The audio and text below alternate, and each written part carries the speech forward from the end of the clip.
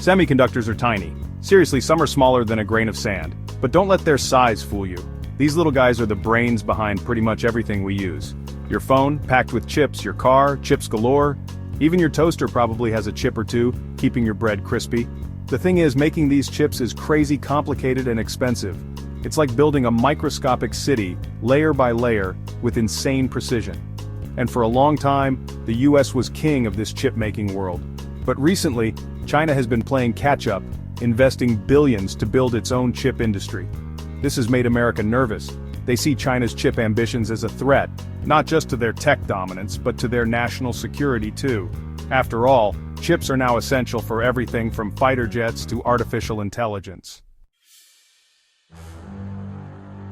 So, America decided to make a move. They slapped some serious restrictions on China's chip industry. Think of it like this. Imagine if someone suddenly cut off the supply of flour to your favorite bakery. They could still try to bake, but it would be a whole lot harder and more expensive. That's what the US is doing with these restrictions. They're blocking China from getting their hands on the most advanced chip-making equipment and technology.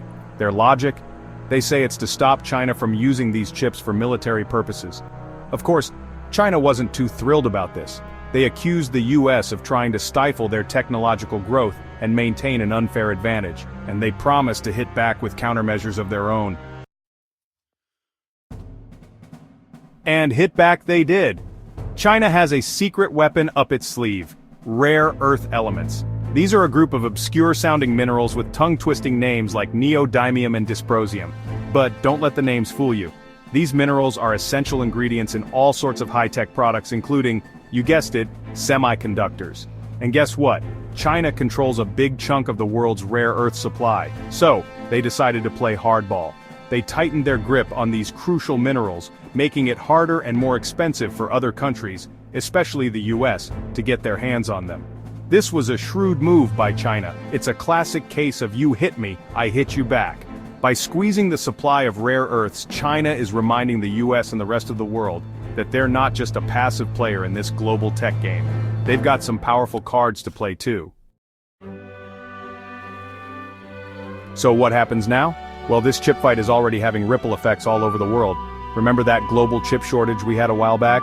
Yeah, this whole situation is just going to make things worse. Electronics are going to get more expensive. Cars might be harder to come by. And don't even get me started on the latest gaming consoles. Basically, if it has a chip in it, which is pretty much everything these days, expect delays and price hikes. This whole mess is a stark reminder that we live in a deeply interconnected world. When two superpowers start throwing their weight around, it's not just them who feels the pain. It's all of us. So buckle up, folks, because this chip showdown is far from over.